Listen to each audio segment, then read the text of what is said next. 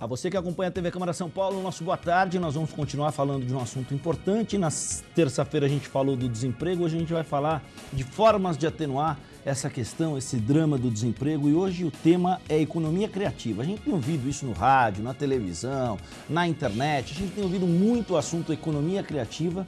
E é sobre esse assunto que nós vamos conversar hoje. A gente tem o prazer de receber para isso a Cláudia Pires, publicitária e cientista social. Tudo bem, Cláudia? Tudo bem, boa tarde. É um prazer tê-la conosco. Também está conosco o Agostinho Pascalíquio, professor de economia do Mackenzie. É isso, né, meu querido? Perfeito. É um prazer tê-lo conosco. Seja bem-vindo. O prazer é todo meu. Obrigado. Legal. E, por fim, também recebemos a Isabela Secato, fundadora da Eco Rede Social. Tudo bem? Tudo bem, prazer estar aqui, obrigada. Para a gente começar a discutir economia criativa, qual é o tamanho, o potencial, a dimensão dela? Existem estudos que mostram os campos, as múltiplas formas de atuação que podem ser, de certa forma, aplacadas por esse conceito. Qual é o tamanho dessa economia criativa? Ela veio para ficar e por quê? Quem começa? Eu acho que em termos de financeiro, eu gostaria de fazer esse primeiro comentário. As estimativas são muito recentes, mas estudos baseados com dados de 2014 e 2015 estão indicando para todo o mundo um valor próximo a 120, 130 bilhões de dólares. E o primeiro comentário é que talvez o Brasil comece a despontar, considerando o seu tamanho, como um mercado em potencial importante dentro dessa participação toda. Vamos lá, eu quero ver as moças. moças. Tem uma pesquisa que a Nielsen fez, que mostra que 2 em cada 3 pessoas querem compartilhar ou alugar alguma coisa sua. Isso em 60 países no mundo, essa pesquisa foi feita. Então, eu estava até comentando com o Agostinho agora há pouco, o Jeremy Rifkin escreveu sobre um livro chamado Sociedade com Custo Marginal Zero. E ele diz que a gente está saindo do capitalismo e migrando exatamente para um modelo colaborativo. Que as coisas vão acontecer mais localmente. Eu vou ser consumidora e produtora das coisas que eu quero, que eu faço e que as pessoas ao meu redor querem consumir. Então, a gente vai aí, obviamente, ao longo dos próximos muitos anos ainda, migrar para um modelo menos consumista, do jeito que a gente consome hoje produtos loucamente, muitas vezes, para uma coisa um pouco mais colaborativa. Eu dou, eu alugo, eu empresto e hoje existem já muitas plataformas que fazem isso pelo mundo, pelo Brasil, etc. Isso é um conceito que as pessoas estão chamando de prosumers, né? Que é os consumidores produtores. Isso. E acho que a gente está se acostumando e vendo isso nascendo. A gente vê grandes exemplos aí que existem, acho que Airbnb é um deles, que anos atrás ninguém imaginava que você poderia alugar o seu sofá, o seu quarto, a sua casa, e hoje virou, no mundo, a maior empresa de aluguéis de carro, de hotéis que existem no mundo. E aí vão diversos exemplos em relação a isso. O que acontece é que a tecnologia está ajudando a gente a entender isso cada vez mais. Então, os meios e os intermediários nesse processo todo começam a mudar ou até não existir, né? E aí as relações começam a ficar muito mais próximas. A gente vê isso acontecendo numa infinidade de mercados, né?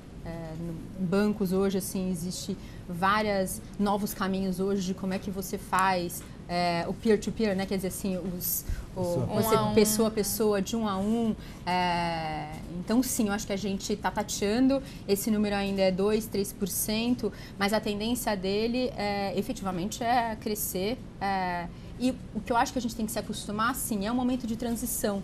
E nesse momento de transição, a gente também não sabe nem aonde ele vai levando, né? Sem dúvida. O importante é que ele está aí e que... Você usou, Cláudia, a palavra transição, ele deu um número que é de 2% a 3% da economia em escala global, e ela trouxe uma questão que parece muito interessante para a gente discutir, sobretudo porque a gente tem 12 milhões de desempregados no Brasil, que é um contingente muito elevado, né? E se a gente parar para pensar no que isso significa, seria uma cidade de São Paulo inteira de desempregados no Brasil. Mas você falou uma coisa, Isabela, que chamou muito a atenção, que é a questão dessa transição do capitalismo. A economia criativa, ela vem para repaginar o capitalismo, ela vem para mostrar um desdobramento dele, ou ela vem para lançar um novo conceito de um sistema que cada vez mais, que o diga a crise de 2008, dá mostras de que pode estar saturado? Na minha opinião, eu acho que a gente ainda vai conviver com essas duas coisas ao mesmo tempo, por um bom tempo. Porque, por exemplo, eu tenho uma plataforma de crowdfunding, financiamento coletivo, né? E no Brasil, uma pesquisa foi lançada esse ano, de 100 pessoas, 70 nunca ouviram falar dessa plataforma, desse tipo de financiamento. Que nada mais é do que você tem uma ideia, você tem um produto, você coloca lá essa ideia, esse produto, e pessoas físicas ou jurídicas vão doando pequenas quantidades para você conseguir realizar aquele projeto. E 70 pessoas entre 100 nunca ouviram falar. E as que já ouviram ainda, né, não sabem bem como funciona, tem uma certa desconfiança porque é muito novo. Então, eu acho que a gente vai conviver ainda com esses dois sistemas, mas a minha opinião particular é que veio para ficar, estamos começando, mas acho que vai chegar num... Eu fiz essa pergunta maldosa para brincar com vocês, porque a Isabela é um bom exemplo de uma inquietação que tem acompanhado muita gente na nossa faixa de idade aqui, que é mais ou menos a mesma aqui na mesa. Sim. Né? Ela é publicitária, ela é bailarina, ela trabalhou na J. Walter Thompson, ela trabalhou na Gradiente, na Votorantim, eu pesquisei tua vida. Eu tô vendo. Então, assim, ela veio com um pupurri variado aí, chegou aos 40 anos, 40, 45 anos, bate aquela assim... O que eu posso fazer por um mundo melhor? Exato. Eu queria que vocês respondessem o que vocês podem fazer por um mundo melhor com base nesse conceito. Bom, então acho que eu vou pegar carona na Isabela. A gente tem um universo parecido, né? Sou publicitária, cientista social, trabalhei 20 anos no mundo corporativo, e aí sim Cansou chegou... dele? Não, nem foi cansar. Assim, hoje eu brinco que eu sou uma executiva, porque hoje eu tenho uma startup, então eu ainda continuo sendo, né? Mas ainda muito feliz. Eu agradeço que eu aprendi muito e eu fui bastante impactada por vários conceitos diferentes que me ajudam a fazer o que eu faço hoje. Mas é isso, assim, chegou um momento da minha vida que lançar mais um produto, mais uma marca, fazia menos sentido pelo que estava acontecendo.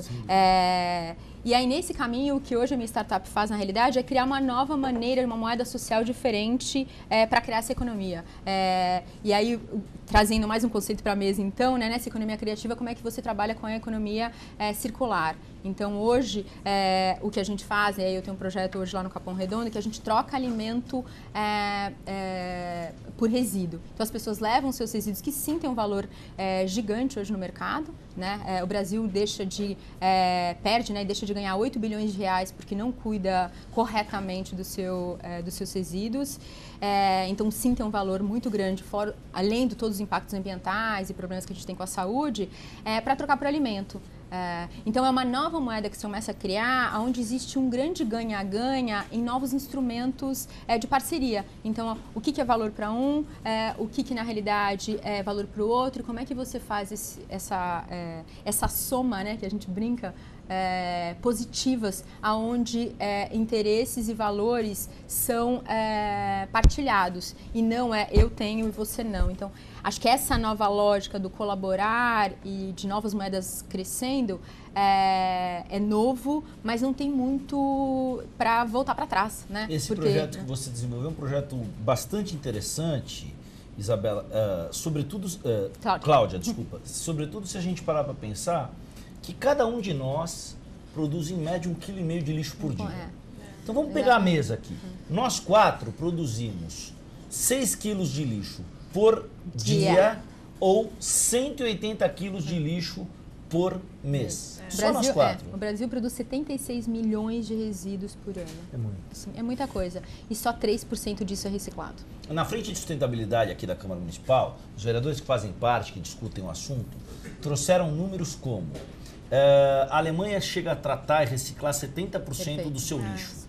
E o Brasil está na faixa de 5% a 6%, com cidades que não passaram de 1% ainda. Sim. Né? Ou seja, o grande contingente dos municípios brasileiros é de cidades que sequer conseguiram chegar a 1% do tratamento do seu lixo. E aí é prova de que esse lance da economia criativa, pode ter um futuro muito legal, é que o Brasil se torna uma referência quando o assunto é, por exemplo, a reciclagem de alumínio. Nós somos os maiores recicladores de alumínio do mundo.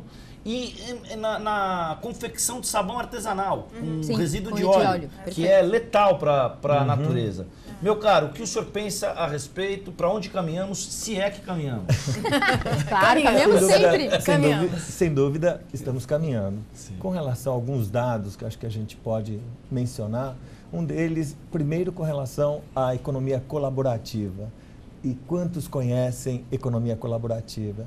As pesquisas indicam que não mais do que 40% das pessoas ouviram falar sobre economia colaborativa.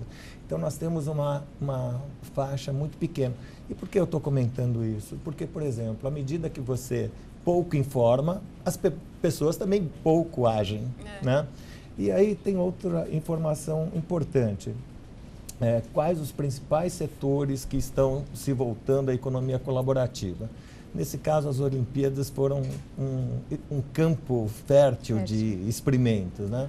Nós temos observado que algumas das soluções foram na área de hospitalidade, quer dizer, turismo, né?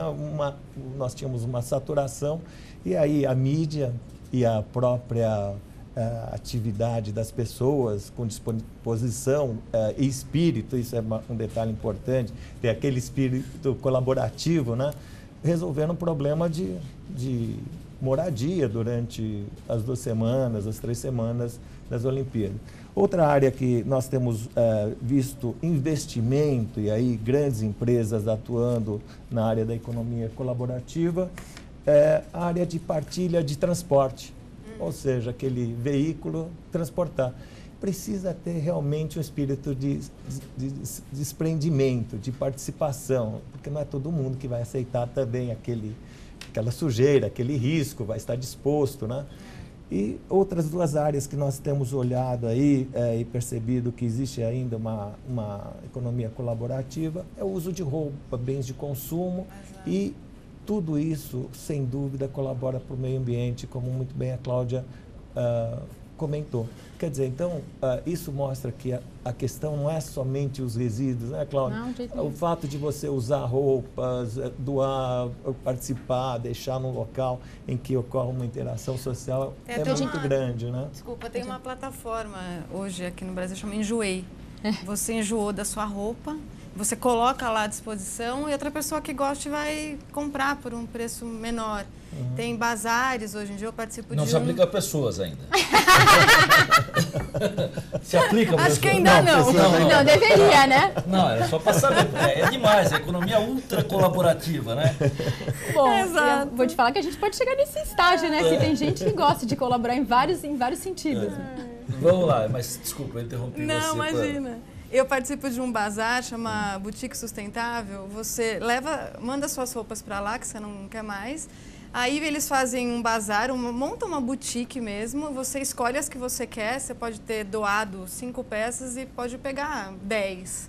E tudo que sobra dessa troca, eles doam para instituições e tal. É muito legal. Você deixa de consumir, você não quer mais aquela peça, outra pessoa quer. Então, para mim, virou nova aquela peça que eu peguei, né?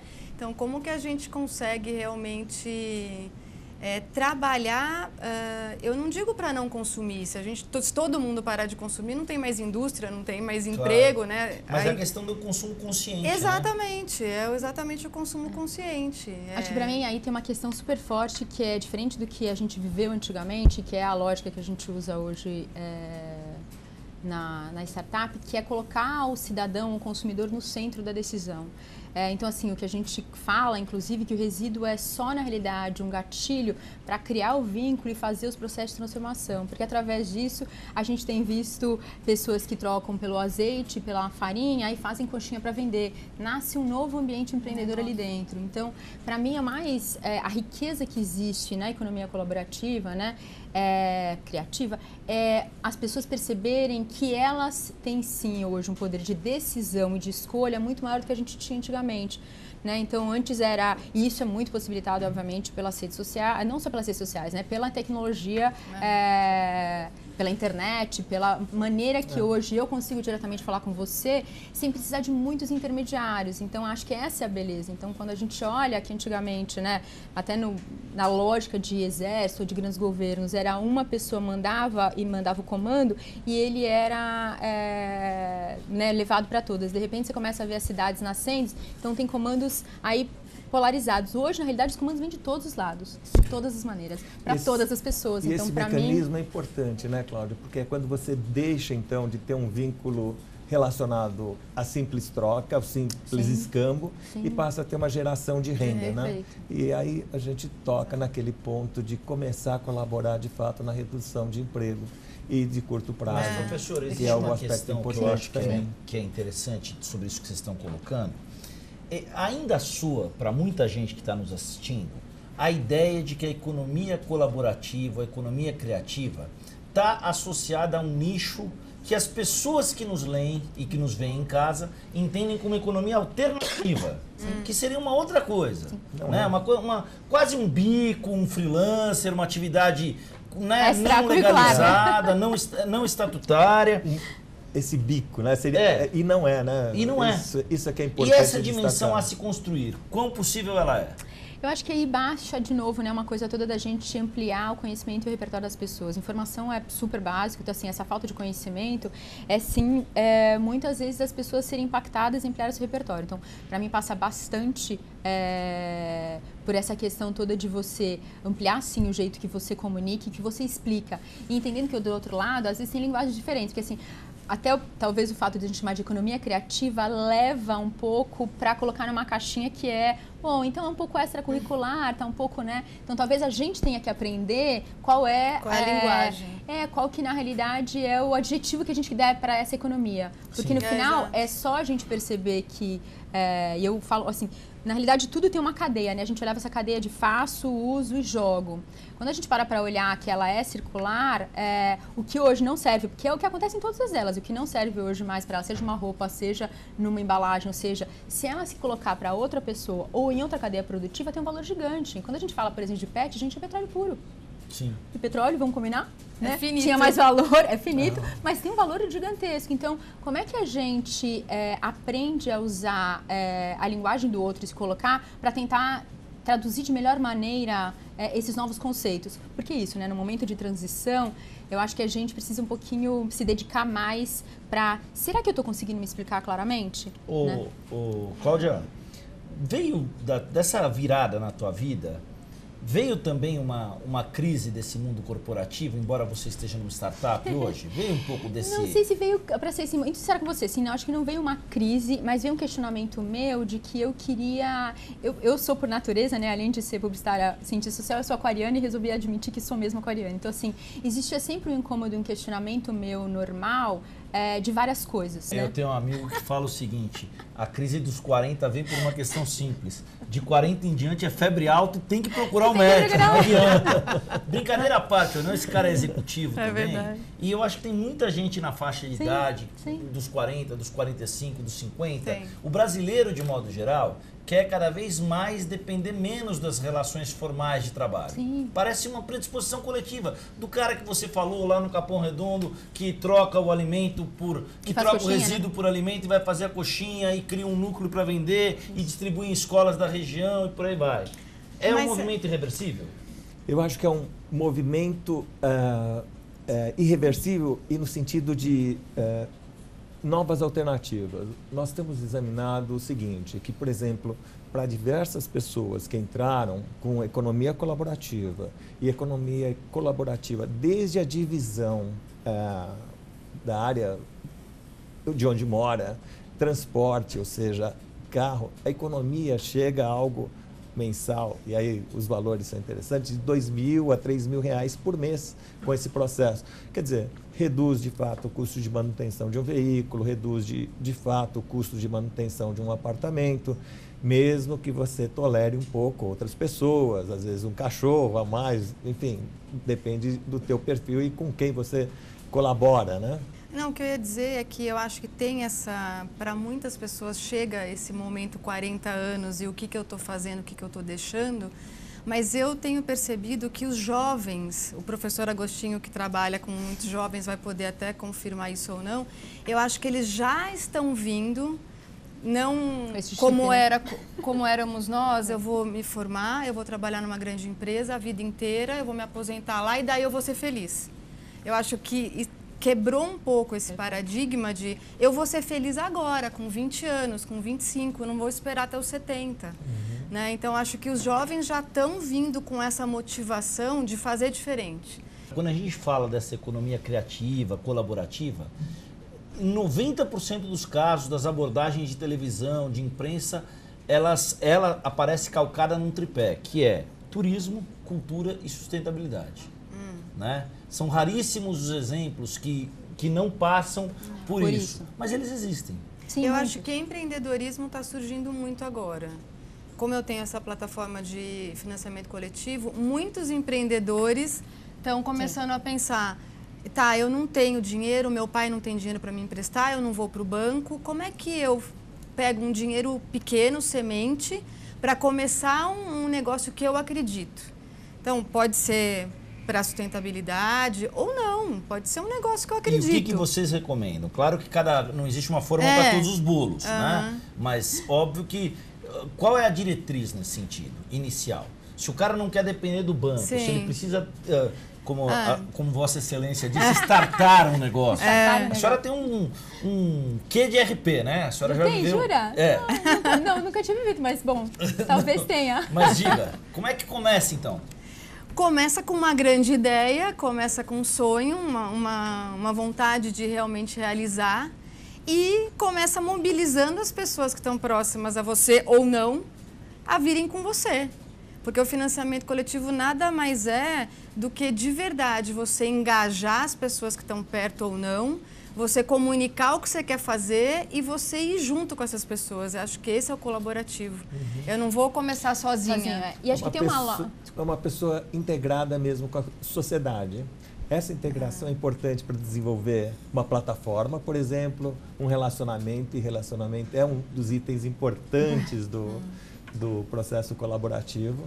E nesse caso aí, a Cláudia tem toda a razão, começar com uma motivação inicial. Olha, a motivação inicial nós demos aqui, um lugar de trocas, né? Pode ser o que for. A Soma, né, que é a minha startup, tem 1 ano e meio. Não começou do jeito que está, meu modelo de negócio era outro, o jeito que eu fazia tinha outras bases. O que aconteceu foi, eu tinha uma ideia, eu tinha somado tudo que ao longo da minha vida eu aprendi no mundo corporativo liderando negócios e também fazendo uma agenda de sustentabilidade na empresa que eu trabalhava. Então, eu somei tudo isso e falei assim, quero fazer tudo isso com o jeito que eu tinha aprendido. Então, desenhei, fui conversar com algumas pessoas, isso faz sentido ou não faz? Não estava 100% redondo. E aí você vai testando, E você vai testando. Então, a história toda que hoje a gente se permite mais também, e os mais jovens mais que a gente ainda, né? Se permite a falar assim, gente, não está 100% fechado, mas eu quero ir lá testar, eu quero conversar com as pessoas, quero saber o que é o valor ou não. Quando eu comecei, a história toda de imaginar que isso também ia levar ao empreendedorismo, eu queria fechar uma cadeia, não era a raiz. O que acontece é que ao longo do tempo, e eu ficando bastante interagindo, bastante na comunidade, isso foi pipocando, ouvindo as pessoas, eu falei, peraí, tem uma caixinha aqui que eu acho que é super importante a gente desenvolver, vamos somar aqui também. Então, quer dizer, por isso que eu brinco hoje, né, quando eu olho, que o resíduo é só um gatilho, uma maneira de eu criar um vínculo com as pessoas, porque é isso, assim, eu estou tirando algo que é problema para eles, para transformar em algo que é saúde e que algumas pessoas, inclusive, geram um valor diferente. Mas aí tem um lado mágico, né? Que eu acho que é o grande legado dessa discussão toda, um dos grandes legados dessa discussão toda. A geração de 40, de 50, de pouco mais de 50, traz experiência e traz know-how. E a geração de 20... ela traz sacadas, ela traz insights, ela traz atualidade, ela traz uma visão contemporânea de mundo. Quer dizer, é uma força em que a geração de 40, de 50 tem que estar verdadeiramente predisposta a aprender com a geração de 20.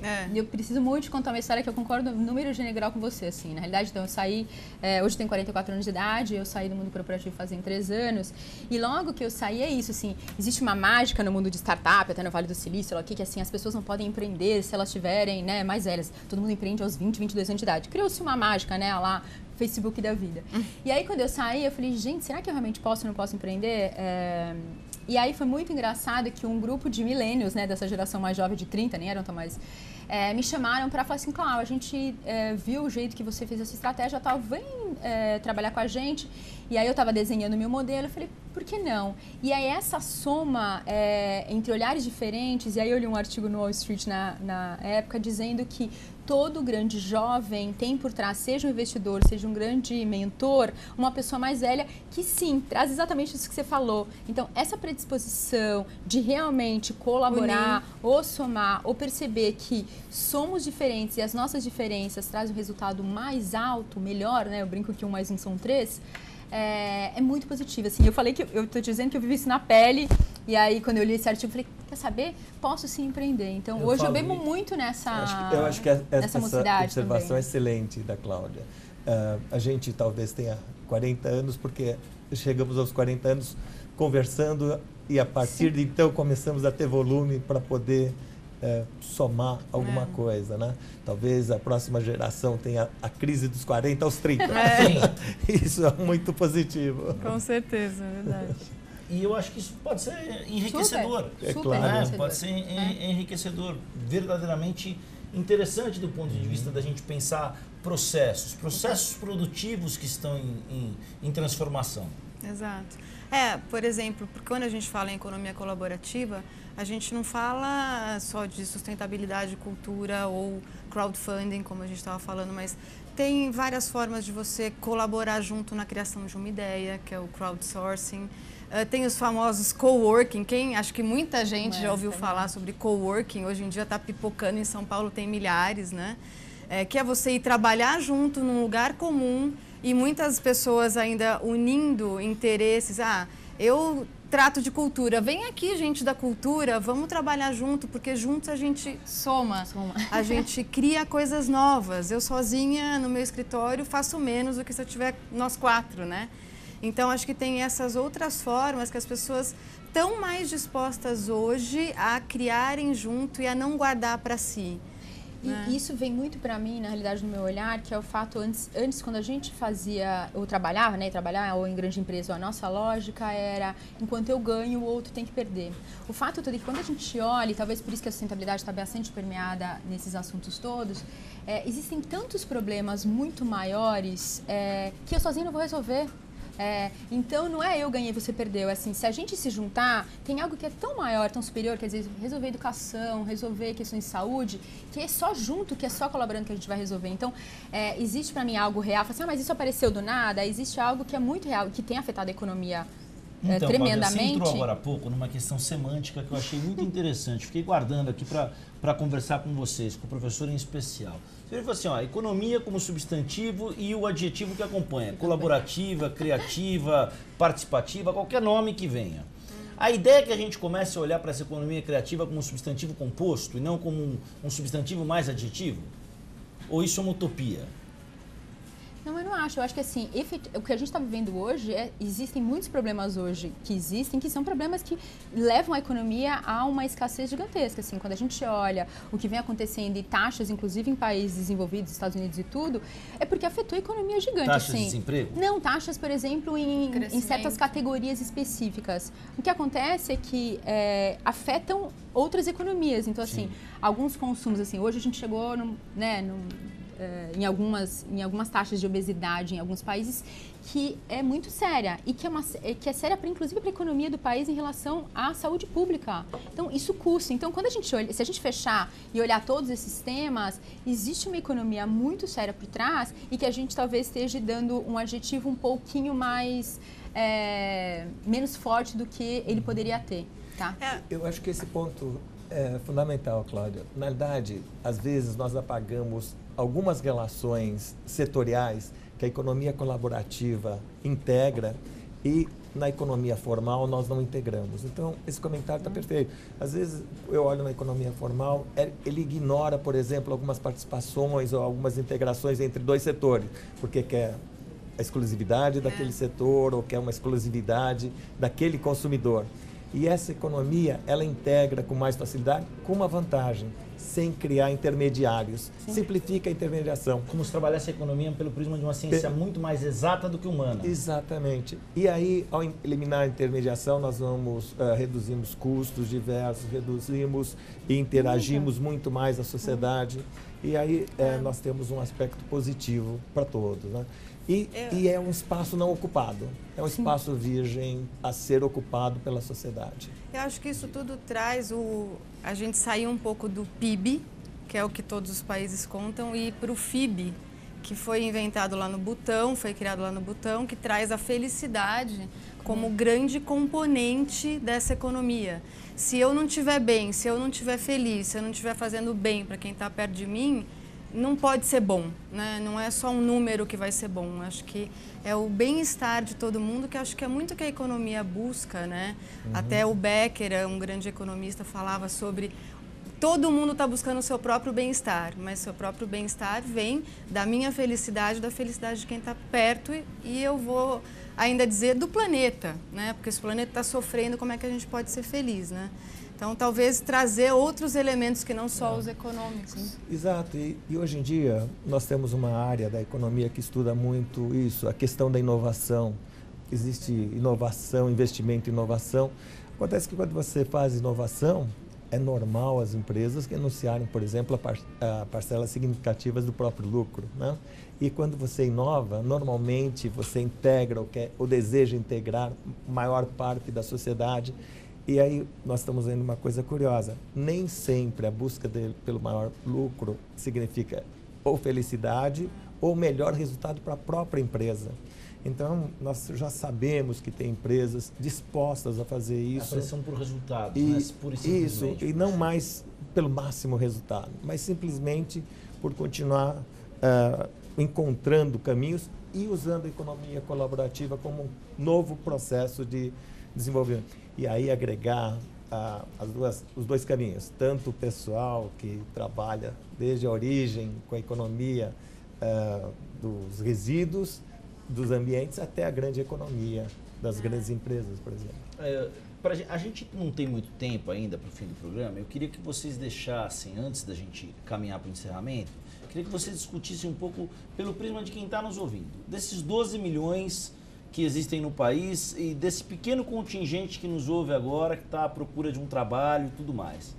Qual é o começo para esse processo de empreender, de depender menos dos outros? Como é que é isso?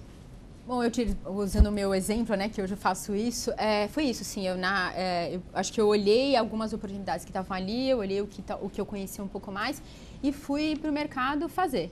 E testar junto com as pessoas, né? Não esperar estar absolutamente perfeito, né? Para ir lá, o que a gente fala, né? Brincadeira de prototipar e aí você vai mudando. Então, assim, você quer fazer, procure algumas informações, claro que são importantes, né? Porque no final a taxa também que a gente tem hoje de empresas que abrem e fecham é gigantesca, então acho que tem que ter alguns mínimos de informação, análise de risco, ou até saber, né? Como é que essa conta mesmo vai fechar.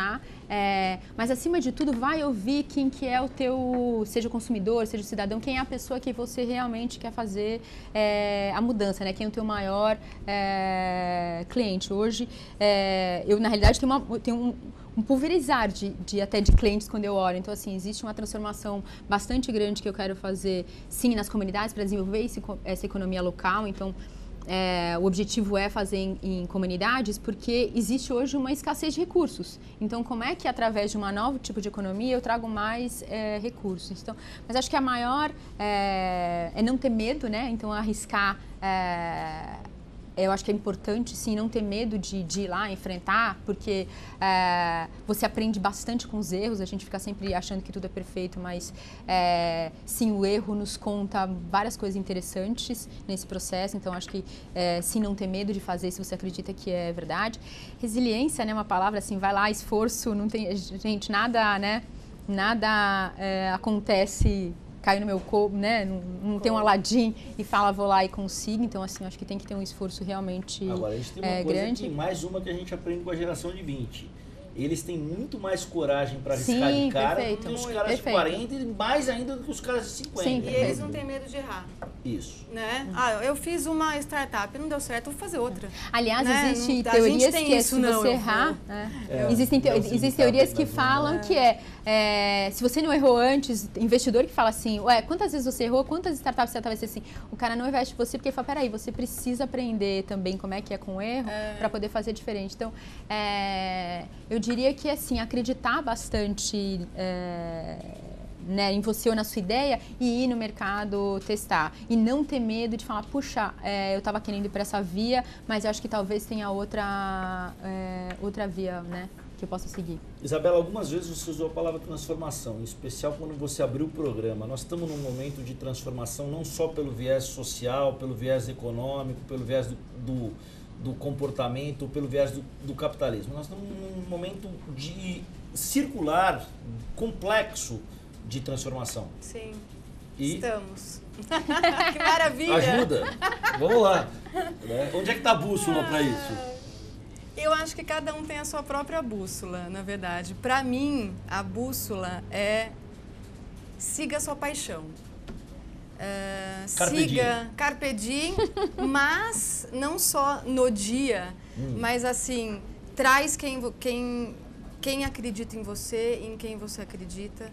E segue uma coisa que realmente te move. Isso é que transforma. Eu acho que é esse poder das pessoas fazerem o que amam, seja lixo, alimento, mudar o planeta ou fazer bolo de banana, não interessa. Sim. Mas se algo realmente te move, se você tem essa paixão, eu acho que não tem como dar errado. Tem todos esses problemas mercadológicos, lógico. Eu adicionaria talvez só, desculpa, um ponto no que a Isa falou, que acho que é importante, assim, procure pessoas para, o que a gente chama, ou de te mentorar ou te dar alguns conselhos, né, assim.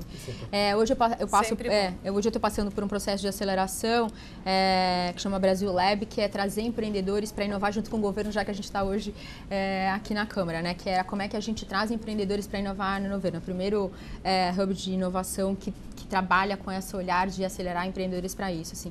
Tem me feito uma mudança muito gigantesca. Então, assim, eu estou seguindo minha paixão, que eu acredito que eu aprendi, mas ter alguém também que você olhe e que te ajude a fazer perguntas é muito importante. Então, adicional do que ela falou, eu diria que procure alguém que você gosta, que você admire, seja ela quem for, para te guiar e para te fazer, às vezes, várias perguntas, porque aí te faz pensar e você segue caminhos diferentes ou, né, e segue melhor esse caminho. Não, eu acho fundamental, mas não pare, porque você não tem isso.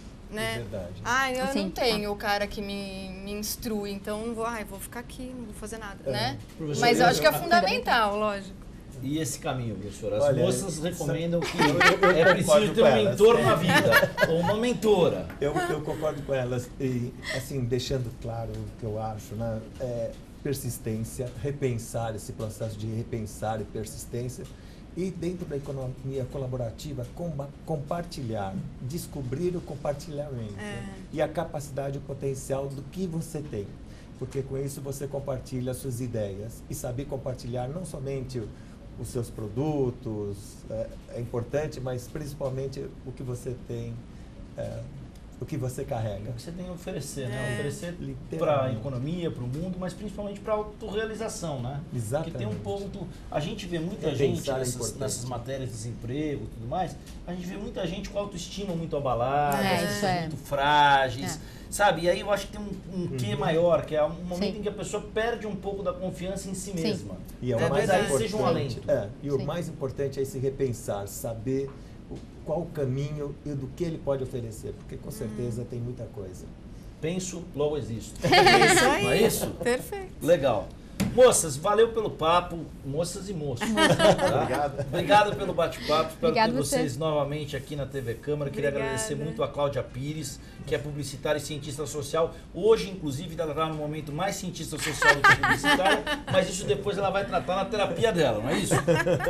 Na minha startup, eu estou tratando. Isso aí, que beleza. Obrigado pelo bate-papo. Obrigada a você. Simpatia a você, obrigado pela atenção. A gente está à disposição. Também queria agradecer bastante a Isabela Secato, bailarina, publicitária, fez um pouco de tudo no mundo corporativo e falou assim, cansei. Verdade. Quer saber? Vou virar a mesa e vou dançar a minha dança. É isso mesmo, exatamente. E eu queria convidar, se me dá licença um minuto, a gente está fazendo um evento chamado O Poder da Colaboração. A Cláudia participou da primeira edição, foi em junho, a segunda agora dia 21 de setembro. A gente faz no estilo TED, a gente traz 8 pessoas para falarem das suas experiências e tem sido eventos muito inspiradores, vão ter outros ao longo do ano aí, porque as pessoas contam como fizeram, como chegaram lá ou não, quais foram as dificuldades. E as pessoas que estão buscando, então a gente está falando dessas pessoas que estão sem emprego, estão com uma autoestima baixa, vem para cá, passa também ao vivo no YouTube, é lá no Campo São Paulo, do Google. E as pessoas vão lá, contam suas histórias, a gente está aberto para receber sugestões de pessoas que queiram contar a história. Essa é a maneira de você acabar sendo mentorado de alguma maneira, porque você olha exemplos e fala, puxa, me encaixa ou não me encaixa? Sim. E qual é o endereço para isso? Pode entrar na ecoredesocial.com.br, lá já vai ter uma imagem, o poder da colaboração, e aí você clica e sabe de tudo o que aconteceu, o que vai acontecer e tudo mais. Bola para frente. E você quer deixar algum contato, Cláudia? Na realidade, se alguém tiver curiosa para conhecer o projeto todo, ele está no site da Soma, né, que é startup, que é somosasoma.com.br. Legal. Professor, e nós? Fazemos o que da vida depois desse banho que nós tomamos das duas aqui, hein? Além do divã, o que mais que nós vamos fazer? Repensamos, continuamos persistentes, eu acho fundamental, e bola para frente, porque isso Mas fica um legado aí no importantes. sentido dessa reflexão que é tão necessária, né? Sem dúvida, sem dúvida. E acho que tivemos brilhantes colocações e brilhantes posições. O senhor quer deixar algum contato, professor, do trabalho que o senhor faz com a garotada lá no Mackenzie? Como é que é isso? Quer deixar um e-mail, alguma coisa assim? Não, o Mackenzie está sempre à disposição de novas ideias, novos contatos. Nós temos a nossa assessoria pronta para receber. Se tiver alguma posição nova, uma posição que seja do agrado e queira compartilhar com a gente, pode entrar em contato com o Mackenzie, que nós ouviremos. Queria parabenizá-los por abrir esse espaço para a gente falar sobre isso, que realmente é muito novo ainda. A gente pode vir aqui todo mês, se você quiser. A gente fala mais e mais, porque realmente ainda é bem desconhecido, mas é o futuro. Iniciativas como essa que acabam ajudando a ampliar o conhecimento. Parabéns. Estamos à disposição. Acho que é papel da gente tentar construir um mundo em que as pessoas migrem para olhar mais oportunidades e reclamar menos da vida. Vamos ver o copo mais cheio do que vazio, né? Ser feliz enquanto é tempo, já dizia o ditado, não é isso? É isso mesmo, perfeito. Obrigado a você que nos acompanhou, obrigado a essa mesa super bacana que a gente teve aqui. Fiquem com a programação da TV Câmara São Paulo. TV Câmara São Paulo, informação para a cidadania.